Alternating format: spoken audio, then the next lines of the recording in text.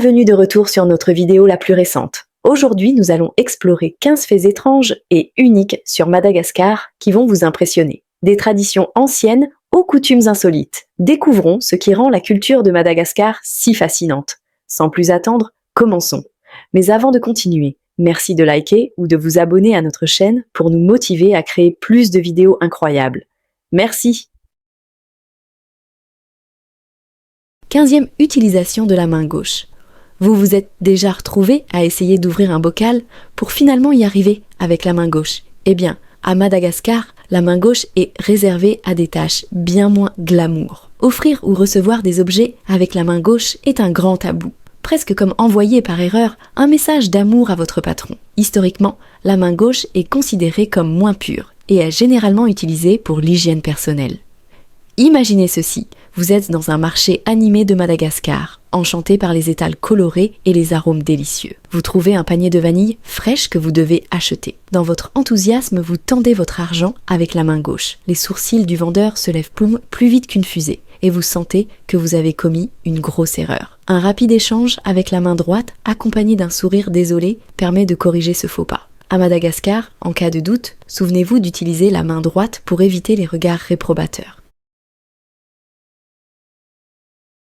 14. Femmes enceintes et funérailles.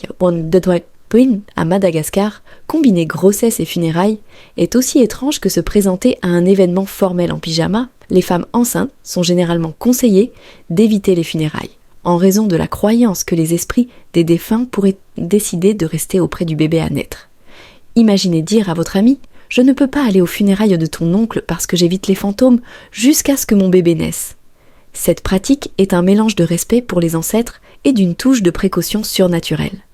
Imaginez ceci, une femme enceinte passant devant une funéraille et tout le monde réagit comme si elle était sur le point de révéler le plus grand secret. Au lieu de participer, elle est probablement chez elle, savourant un délicieux repas malgache et rattrapant ses émissions préférées. Cette tradition peut sembler étrange pour les étrangers, mais à Madagascar, c'est un mélange de respect spirituel et de superstition pratique, garantissant que les futures mères ou leur bébé restent à l'écart des fantômes pour une naissance en bonne santé.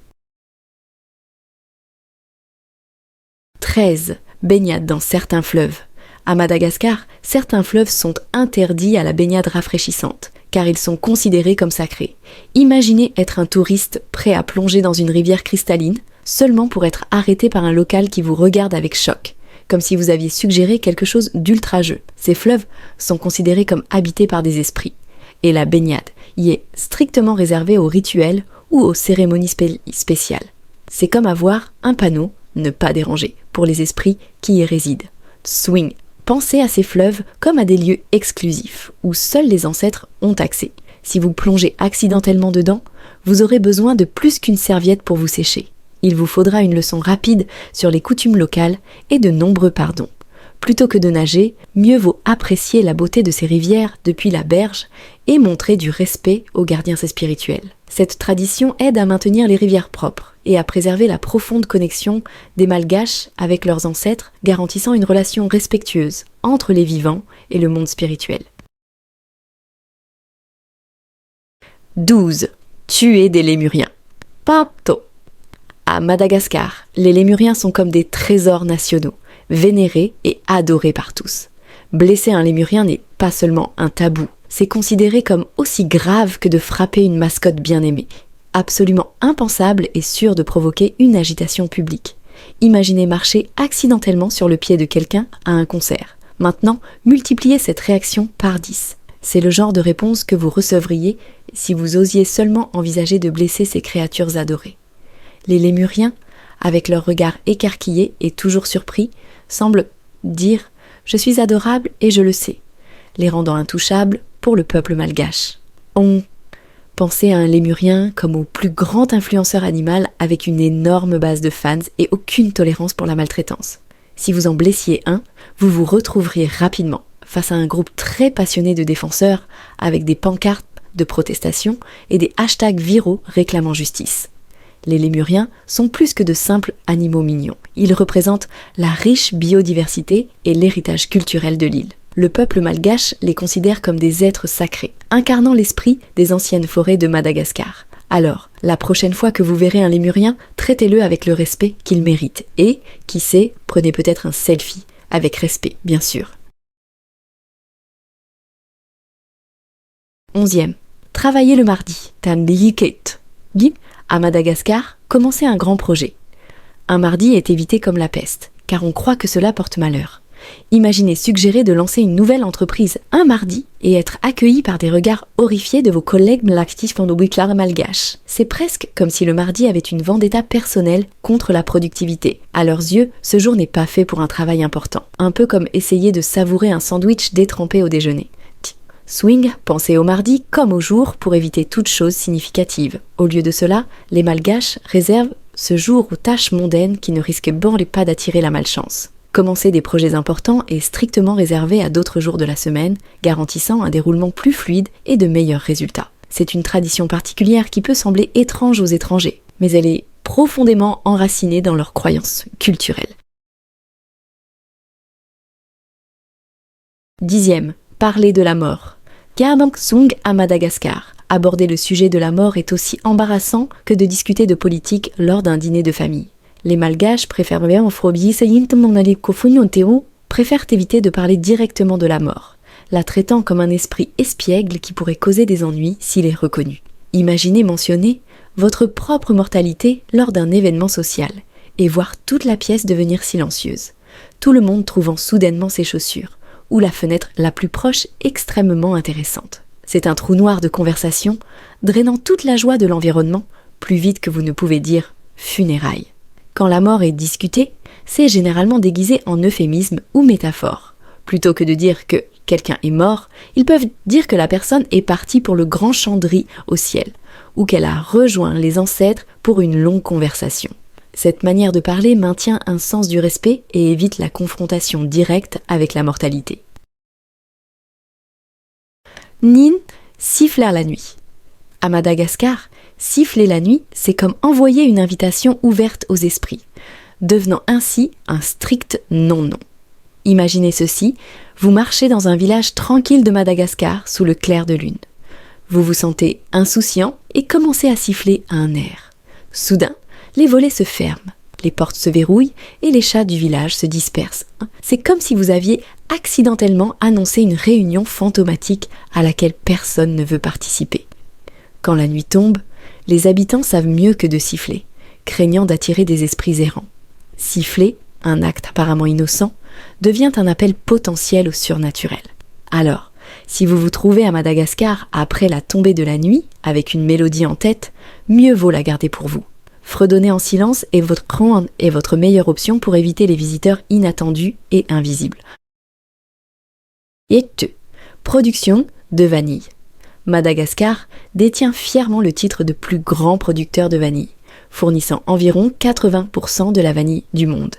Cette nation insulaire transforme les desserts simples en délices exquis avec ses précieuses gousses de vanille. Cependant, le processus de production de la vanille est incroyablement exigeant et loin d'être glamour. Les agriculteurs à Madagascar se lèvent au lever du soleil pour polliniser méticuleusement chaque fleur d'orchidée à la main, utilisant de petits bâtons de bambou, garantissant que chaque fleur reçoit le pollen nécessaire.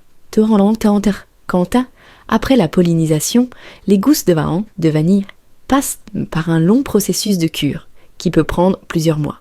Imaginez des rangées et des rangées de gousses de vanille vertes se baignant sous le soleil malgache, étant soigneusement retournées et massées quotidiennement par les agriculteurs pour développer leur riche saveur aromatique. Ce processus méticuleux transforme les gousses en trésors sombres et parfumés que nous apprécions tous. La vanille est souvent appelée or noir en raison de sa grande valeur et du travail intensif nécessaire à sa production. La prochaine fois que vous savourez une glace à la vanille, pensez à la dévotion et à l'effort des agriculteurs malgaches qui apportent cette saveur exquise à votre table. 7e avenue des Baobabs. L'avenue des Baobabs à Madagascar, c'est comme entrer dans une galerie d'art naturel, avec des arbres anciens et imposants qui semblent sortis d'un conte fantastique. Cette célèbre route de terre, bordée de majestueux baobabs, devient particulièrement enchantée au coucher du soleil, lorsque la lumière dorée projette de longues ombres. Ces arbres à l'envers, avec leurs troncs massifs, semblent capables d'abriter des communautés entières de créatures de la forêt. Marcher le long de cette avenue, c'est comme se sentir comme une petite fourmi dans un jardin de géants, éclipsé par ces arbres énormes qui existent depuis des siècles, voire des millénaires. Non, le charme de l'avenue des baobabs va au-delà de son splendeur visuelle. Il réside dans les histoires silencieuses que ces arbres gardent. Chaque baobab est un monument vivant, ayant été témoin de générations de vie malgache. Les habitants croient que ces arbres ont une signification spirituelle, souvent les liant à des légendes et des folklores, ce qui ajoute à leur mystère. Les touristes du monde entier viennent avec des caméras en main, impatients de capturer cette beauté d'un autre monde. Cependant, aucune photo ne peut vraiment capturer le sentiment d'être parmi ces géants anciens, se sentant connectés à la riche héritage naturel de Madagascar et à l'esprit intemporel des baobabs. 6e évolution, isolée. Madagascar est un véritable paradis de l'évolution unique, un endroit où la nature a conduit ses propres expériences exclusives. Séparée de l'Afrique il y a des millions d'années, l'île a développé son propre écosystème distinct, favorisant une flore et une faune uniques qui ne se trouvent nulle part ailleurs sur la planète. C'est comme si Mère Nature avait un projet spécial, conduisant au développement d'espèces extraordinaires comme les lémuriens, les caméléons et les fossas.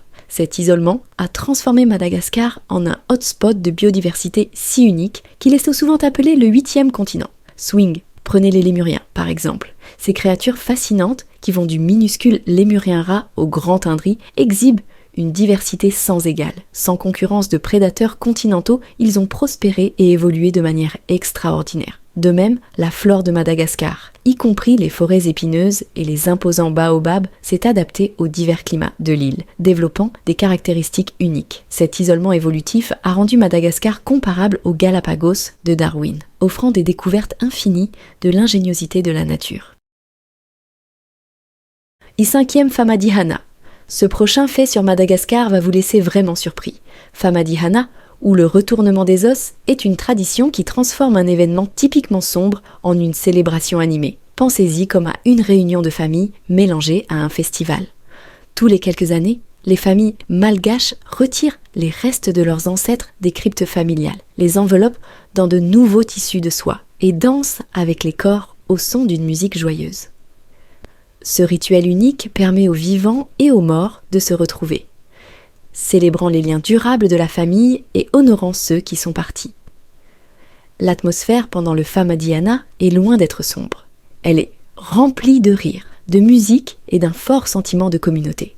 Des parents de près et de loin se réunissent pour participer, apportant nourriture, boissons et cadeaux pour honorer leurs ancêtres. Alors que la musique joue, les membres de la famille dansent avec les restes enveloppés, partageant des histoires et des souvenirs, pour s'assurer que leurs ancêtres se sentent aimés et rappelés. Cette tradition met en lumière l'identité culturelle malgache et vise à garder les esprits des défunts heureux, garantissant leur bénédiction et leur protection. Le Famadihana capture parfaitement la perspective malgache de la mort comme une continuité de la vie, la célébrant avec de la musique, du respect et une joie sans fin.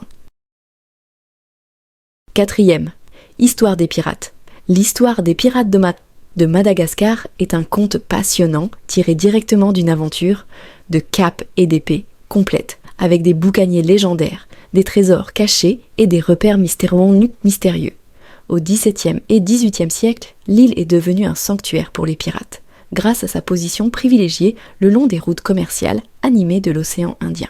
Avec ses baies et criques isolées, Madagascar a fourni le refuge parfait pour des pirates notoires comme William Kidd et Henry Every, qui ont utilisé l'île comme base pour échapper à la capture par les autorités navales. Ces capitaines pirates ont transformé Madagascar en un point chaud pour les hors-la-loi, établissant des colonies secrètes qui prospéraient grâce à des richesses volées. Une des légendes de pirates les plus les plus captivantes est celle de Libertalia, une colonie mythique supposément fondée par des pirates à Madagascar. Selon le folklore, Libertalia était une utopie de démocratie et d'égalité, où des pirates du monde entier vivaient en harmonie, partageant leur butin et se gouvernant avec justice. Bien que la réalité de Libertalia reste un mélange de mythes et d'histoires, le patrimoine pirate de Madagascar est indéniable. Des histoires de trésors enterrés et d'épaves continuent d'attirer des aventuriers et des historiens. attirant des chasseurs de trésors vers l'île en quête de richesses perdues. Aujourd'hui, l'héritage pirate de Madagascar est célébré à travers des histoires et des traditions, préservant l'esprit aventureux au milieu des paysages enchanteurs de l'île. Troisième, manger des anguilles. À Madagascar, l'acte de manger des anguilles est entouré de tabous culturels et de croyances profondes, rendant ces créatures glissantes bien plus qu'un simple plat. Dans certaines régions, manger des anguilles est complètement interdit. Un fadi enraciné dans les traditions ancestrales et la révérence spirituelle. Pour beaucoup de Malgaches, les anguilles sont liées à des ancêtres ou des esprits protecteurs. Et les consommer est considéré comme porter malheur ou irriter les esprits. C'est comme si ces anguilles avaient un statut spécial, intouchable dans le royaume animal, respecté et tenu à l'écart de la table à manger. Imaginez-vous à un banquet malgache, avec une variété de plats délicieux en présentation, et quelqu'un ose suggérer de servir de l'anguille. La réaction immédiate serait un « non » unanime, accompagné d'histoires de malchance qui sont arrivées à ceux qui ont ignoré ce tabou sacré. À Madagascar, où les traditions sont hautement valorisées, éviter les anguilles est plus que respecter le passé. C'est maintenir l'harmonie avec le monde spirituel. Alors que les anguilles peuvent être une délicatesse dans d'autres cultures, à Madagascar, elles restent intouchées, symbolisant une profonde connexion entre les gens et leurs ancêtres. Ilan 2. Exploitation du saphir. À Madagascar, l'exploitation du saphir est un mélange dynamique de travail acharné, de chance et de transformation. La région d'Ilakaka, autrefois un village tranquille, s'est transformée en une ville animée grâce à la découverte de dépôts de saphir. Des mineurs et des prospecteurs du monde entier viennent ici, espérant trouver des gemmes qui pourraient changer leur fortune. La ville est maintenant remplie de boutiques improvisées, de marchés vibrants et d'une foule diversifiée de chasseurs de trésors pleins d'espoir. Swing. L'exploitation du saphir est un travail intense, souvent fait manuellement. Les mineurs creusent à travers le gravier, inspectant chaque pierre méticuleusement à la recherche de l'éclat convoité d'un saphir. Ce boom a apporté une croissance économique et des opportunités d'emploi, mais aussi des défis importants. L'afflux de richesses a stimulé le développement local, mais a aussi causé des dommages environnementaux et des problèmes sociaux. Les activités minières non réglementées peuvent dévaster le paysage, tandis que la croissance rapide de la population met une pression sur les infrastructures et les ressources. En outre, l'industrie fait face à des problèmes tels que le travail des enfants et des conditions de travail dangereuses. Des efforts sont en cours pour promouvoir des pratiques d'exploitation éthiques pour protéger à la fois les travailleurs et l'environnement. Ces initiatives visent à garantir que l'industrie du saphir puisse soutenir l'économie locale sans nuire au tissu écologique et social de Madagascar. One point faune unique. La faune de Madagascar est un véritable miracle biologique, avec plus de 90% des espèces étant endémiques, ce qui signifie qu'elles n'existent nulle part ailleurs sur Terre. Cette incroyable diversité est due à l'isolement de longue date de l'île par rapport au continent africain, ce qui a permis à l'évolution de suivre un chemin unique et créatif. Parmi ses habitants les plus renommés se trouvent les lémuriens, qui varient du petit lémurien rat, assez petit pour tenir dans votre main, jusqu'au plus grand et vocalindri. Chaque espèce de lémurien a évolué pour occuper différentes niches écologiques, affichant une large gamme de comportements, de régimes alimentaires et de structures sociales.